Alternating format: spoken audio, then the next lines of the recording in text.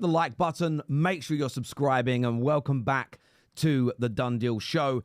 A big here we go around the corner that we're going to delve into in a minute, but updates on Marcus Rashford, Moani to Manchester United as well, plus Nuno Mendes. We're taking a look at a potential £40 million deal for Chelsea Football Club and an update from David Ornstein surrounding the potential of Isak to Arsenal. Now, don't get triggered, Newcastle fans. Don't get triggered, people that hate Arsenal. We're going to delve into that in some detail, so please calm yourselves. If you are triggered, if you don't like these conversations, please go elsewhere. But I want to start off with a here we go that is around the corner, and I think City fans are buzzing over this. Omar Marmoush close to joining Manchester City. It is stated that Pep sees him as the perfect player to replace Julian Alvarez. Personal terms, 100% agree with Omar. Verbal discussions advancing fast with Frankfurt. Manchester City hope for a formal completion. So not a done deal, but a formal completion will take place next week. I think he's a very, very good player. The games I've seen him in, the footage I've watched, but more importantly, the scouting reports that I've read. Talent, ability, speed, an eye for goal, some creativity in there. An excellent replacement for Julian Alvarez. Should have come earlier. It didn't. But City react. City show they're serious. City get this deal done and dusted and over the line. And yes, there's some legalities and some paperwork to resolve. But it looks very, very likely that this is going to happen. Over £150 million is going to be spent in totality by City in this January window. And they mean business. They're not giving up on the Premier League. They may say publicly they are. They're not giving up on the Champions League. They're not giving up on the FA Cup. They're giving it a go. And if I remove myself as a Man United fan, you've got to praise that. You've got to look at it and say, well done to City. It's the reason they have all those ribbons on the Premier League trophy, because they behave in this way. Excellent piece of business. Viewers, give us your thoughts, feelings, and opinions on that in the comments section below.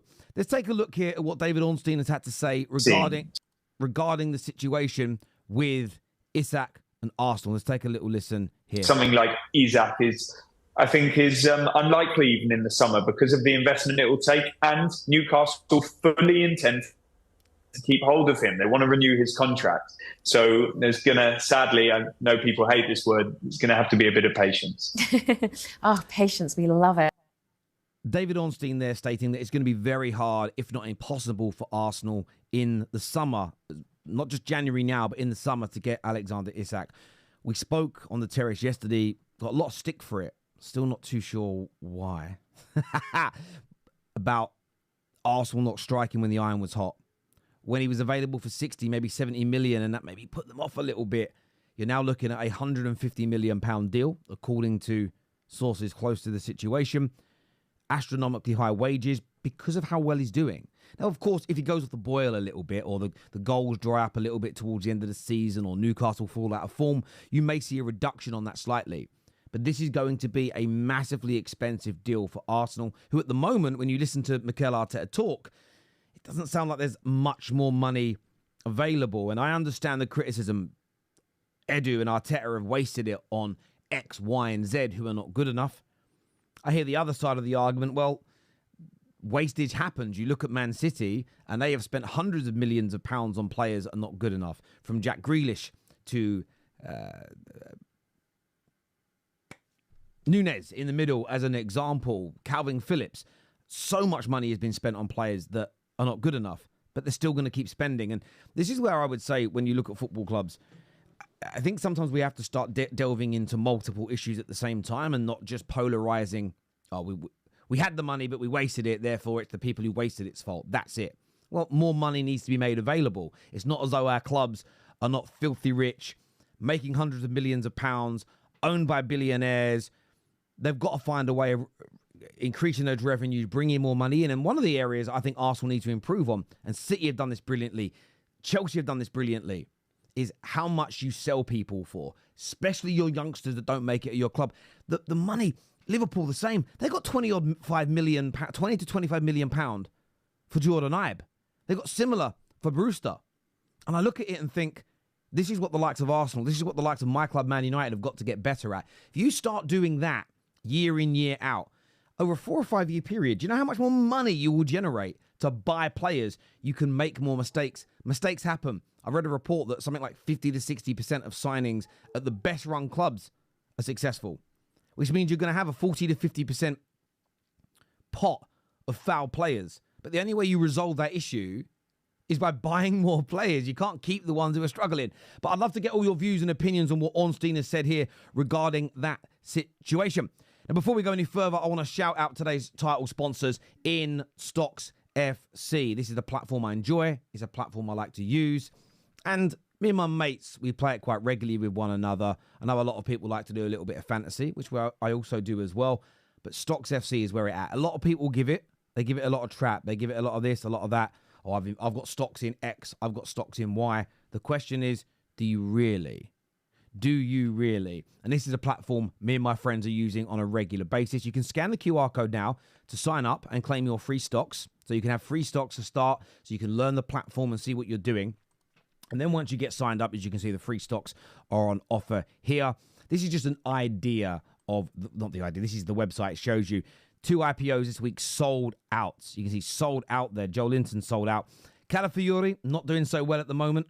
I think it's 79 cents a share. I think people are a little bit off put by that. But you can see the trends of players at the moment. You can see Erling Haaland growing after getting back in goal scoring form. I think Mo's salary is going to fly up, by the way, if he signs a new deal. Isak there.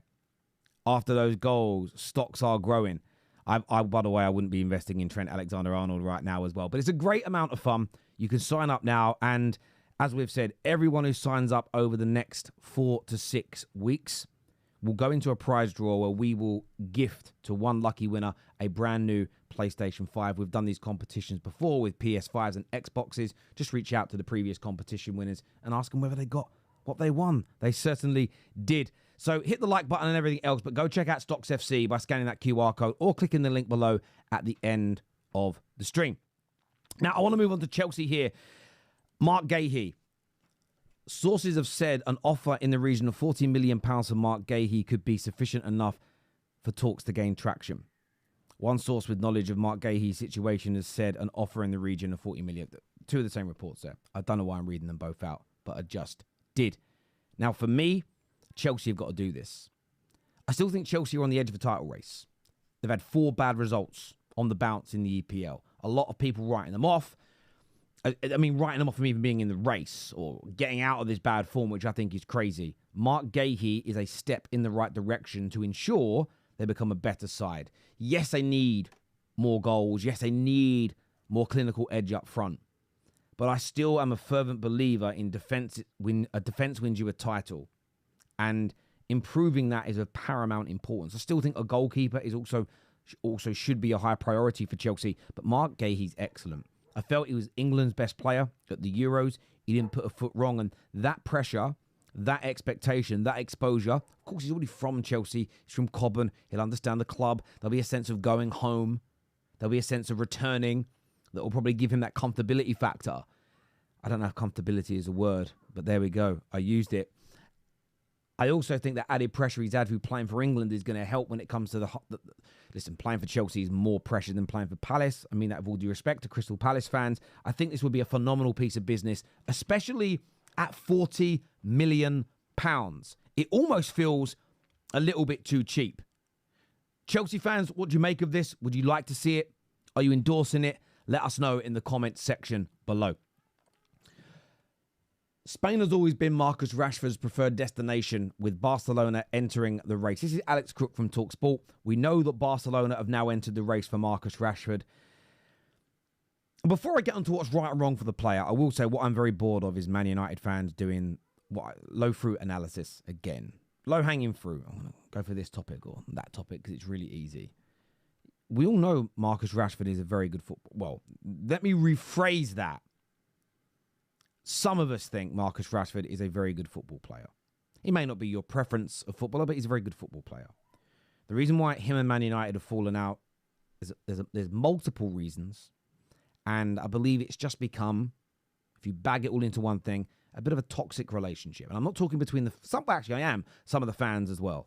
But I think with the board, I think with the new coach, I think with just himself being at the club, a change is as good as a rest. I don't want Rashford to leave from a subjective point of view, but objectively, I know this is something that needs to happen.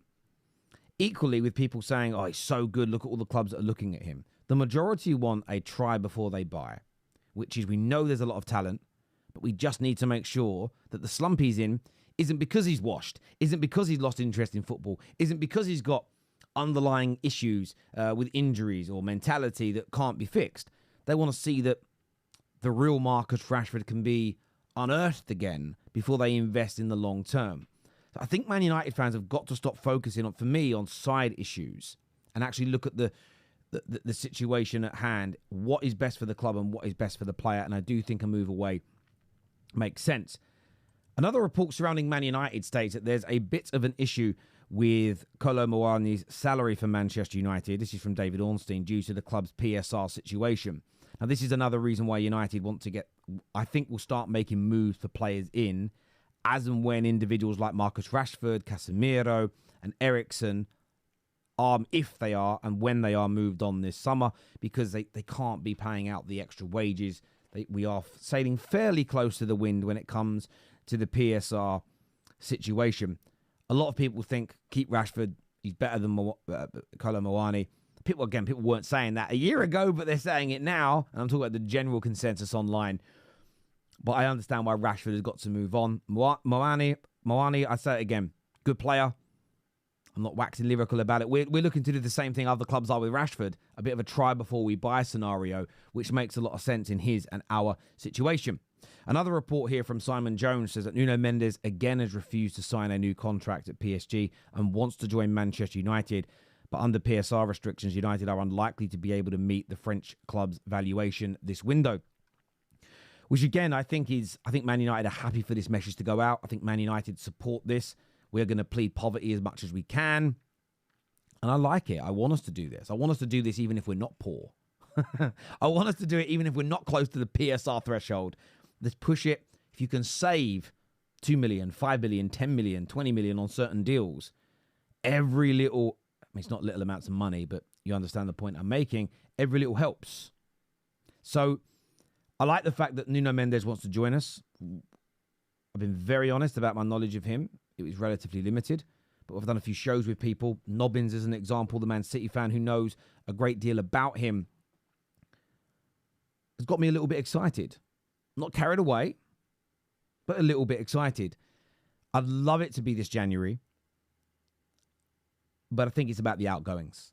If Rashford, if Cass, if Eriksen, if we're able to move those individuals on, I think something could happen in the last week, the last 10 days, potentially. But I'd love to get your views and opinions on all of the stories that we have featured today. I want to thank everybody that tunes in. I want to thank everybody that comments, even if you're not a fan of the Done Deal Show. Whether it be, I don't like transfer rumours, whether it be, I don't like the name of the show, Terry, change the name of the show, or whether it be me. Maybe it's all three things, but I still thank you for tuning up and commenting. I think there is, I always say this, listen, my diehard viewers, I love you. My members, you're the best. Super chatters, you're amazing. My subscribers, you humble me every single day. But there's a special place in my heart for the people that dislike me, dislike my videos, dislike my titles, dislike my hair, take the mick out of my family bags under my eyes. These are just, I saw it yesterday. It was making me cry. I sent it to my dad. I said, thanks, Dad. My son's 4 and he has bags under his eyes. It's just a fluids thing. But again, I'm not sensitive about it. But I've got a special place in my heart for these individuals. I used to hate them. They used to really upset me. Now I think, imagine not liking anything about me, but yet you dedicate hours a week of your life to watching me. I've got to give it some. I've got to give it some love. I really, really do. As ever, thank you all though for tuning in. Take care. Goodbye. God bless, and I'll see you all again soon. Peace.